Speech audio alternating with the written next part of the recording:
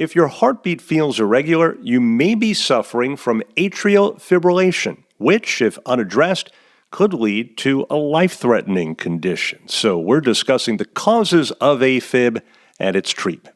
Our guest, Dr. Neil Khanna, a cardiologist and medical director of the Cardiovascular Institute at Montefiore St. Luke's, Cornwall. This is Doc Talk, a podcast presented by Montefiore St. Luke's, Cornwall. Thanks for listening. I'm Joey Waller. Hi, Dr. Khanna. Thanks for joining us. No problem. Happy to be here. Happy to have you. So first, how common is atrial fibrillation in the first place? It's much more common than people would imagine. Number one, there are many people, and more studies are sort of bringing this out, that there are many people who have undiagnosed atrial fibrillation, meaning they have atrial fibrillation, which is called paroxysmal, meaning it comes and goes, and they may not know during the periods that they're having it that they actually do have it. As we get older, our risk increases significantly of having atrial fibrillation, and over the age of 80, there's a good segment of the population, some studies say up to 20 to 30%, which display evidence of atrial fibrillation. Wow, okay. I'm going to ask you about those causes and who's most at risk in a moment. First, what exactly constitutes an irregular heartbeat in terms of how it compares with a quote-unquote normal beat? So often people, and I see patients who come with this, take their pulse reading, and that could be as simple as putting your finger over your carotid pulse in the neck or radial pulse in the wrist, or now people increasingly have Fitbits and Apple Watches that kind of tell them that their heartbeat is irregular. Generally speaking, when you feel your pulse or your heart rhythm, it should come at regular intervals. It should feel rhythmic. You should not feel pauses. But there are many causes of why your heartbeat may be irregular, or you may feel certain pauses in when your heart beats. One of those causes is atrial fibrillation. The vast majority of the causes are not problematic, but of course, atrial fibrillation is problematic. So how do you determine whether that is the cause? Basically, and as I mentioned, this is changing now as people have more kind of observation devices, such as Apple Watches, that have a special EKG algorithm on it, or there's a new product called Cardia, which also can monitor your heart rhythm. Those can tell you if you have rhythms that are suspicious for AFib, but the hallmark is going and seeing a doctor and getting an EKG. If you feel unwell, or you feel your heart is racing, or you feel like your heart is irregular, it's a good idea for you to either see your primary medical doctor or to go to an urgent care if you have significant symptoms, or see a cardiologist so that they can do an EKG. An EKG will be diagnostic. If you're having symptoms at that time, it will be diagnostic of atrial fibrillation. So, to be clear, these devices that people now have, watches and such, where they can do their own check, I guess what you're saying, am I right, is that's fine, but it's not the be-all, end-all. A specialist still has the final word, of course. It's just, if you're suspicious, it's to kind of point you in that direction. They're almost screening tools, but to have a true diagnosis, you must have an EKG. Obviously, we would never give a diagnosis just based on a reading on an Apple Watch, for example. But if you're concerned and you have symptoms, it's something that your physician can review and then try to catch on our EKG to give a true diagnosis of something like atrial fibrillation or any abnormal heart rhythm that we would term an arrhythmia. Gotcha. So, what are those typical causes of AFib? Who's normally most at risk? There are commonly known risk factors for atrial fibrillation. One is excessive alcohol use. Another is obesity and sleep apnea. Both put pressure on the heart, sometimes on the right side of the heart, and make it more likely for you to have atrial fibrillation. Also, people with valvular issues. There's a valve in the heart called the mitral valve.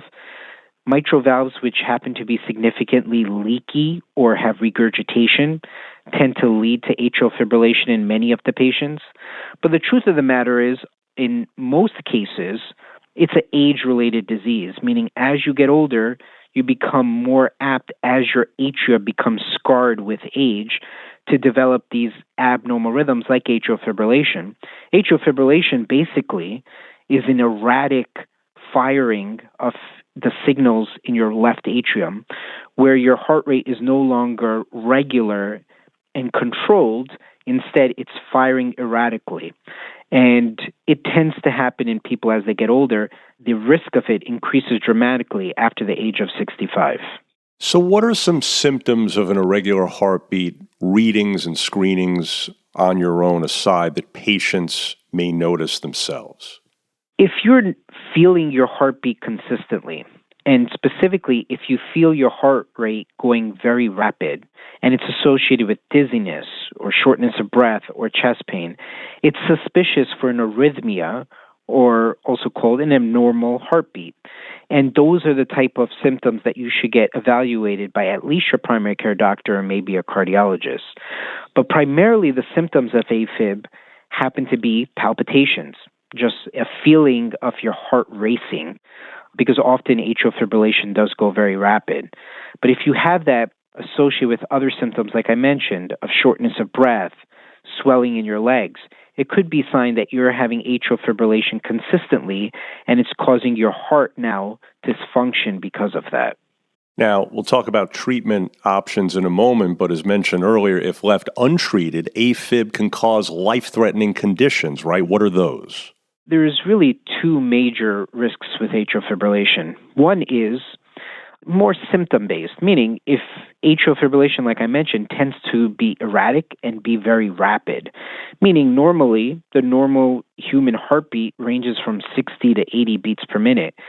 People in atrial fibrillation that are untreated, especially if they're younger, tend to have heartbeats or heart rates in excess of 110, sometimes 120, 130.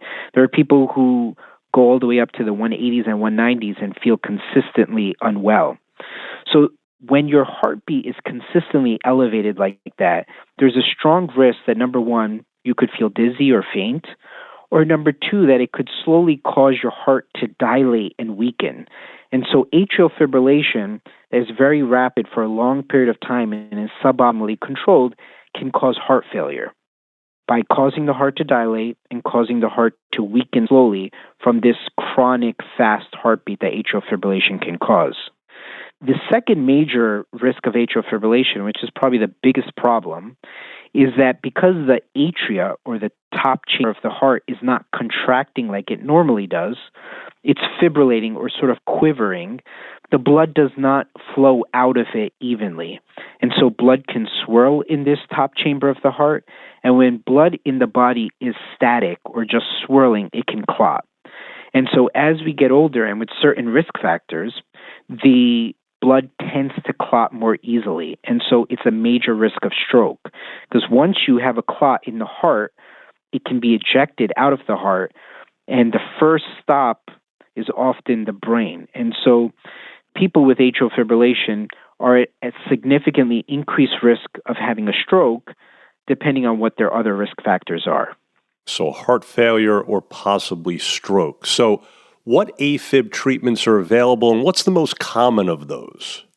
Well, it depends on what your risk factors are. Often when people are older and have multiple comorbidities, we tend to tackle those two major issues, meaning we don't necessarily get them out of their atrial fibrillation. We may allow them to continue in that abnormal rhythm, but we may just control their heart rate with special medications that slow the heart rate. Additionally, we may recommend often that the patient starts a blood thinner. And these blood thinners, you may have heard some called Xarelto or Eliquis, or most notably one of the older ones, which is called Coumadin or warfarin. They thin the blood and they prevent that clot formation within the left atrium. So that's incredibly important. Often for younger patients who are more symptomatic, or if they developed any heart failure symptoms, we will try to get them out of atrial fibrillation totally.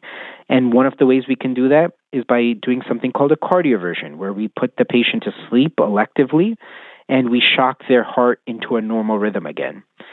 But in 2023, we have multiple treatment modalities. One of them is actually a cardiac ablation, where we can send catheters up to the heart and actually cauterize or get rid of the areas where atrial fibrillation come from. So it depends on your risk factors. Some patients, we may elect to get them out of atrial fibrillation into a normal rhythm again. And some patients, we may not want to go towards procedural treatments, but rather just control their heart rate with medications and thin their blood to take away that stroke risk.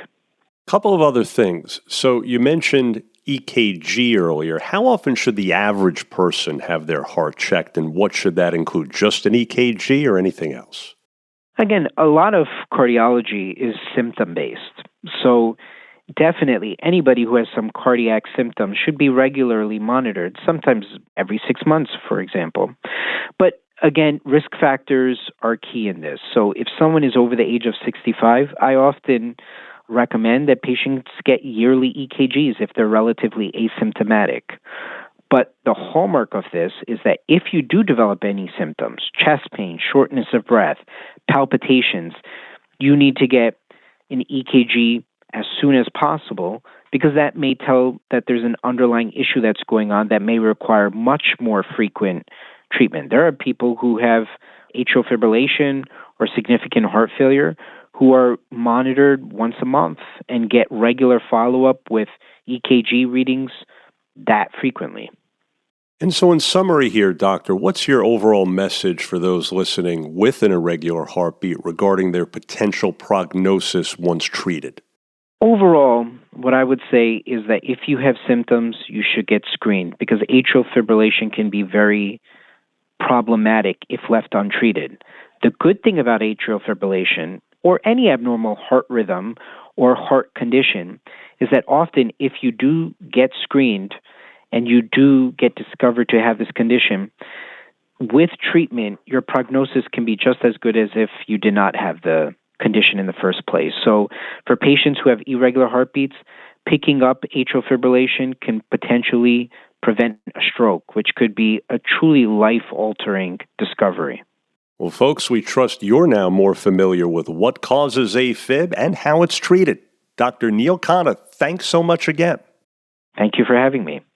And for more information about the Cardiovascular Institute, please do visit MontefioreSLC.org. Again, that's MontefioreSLC.org. Now, if you found this podcast helpful, please share it on your social media. And thanks again for listening to Doc Talk, a podcast presented by Montefiore St. Luke's Cornwall. Hoping your health is good health. I'm Joey Waller.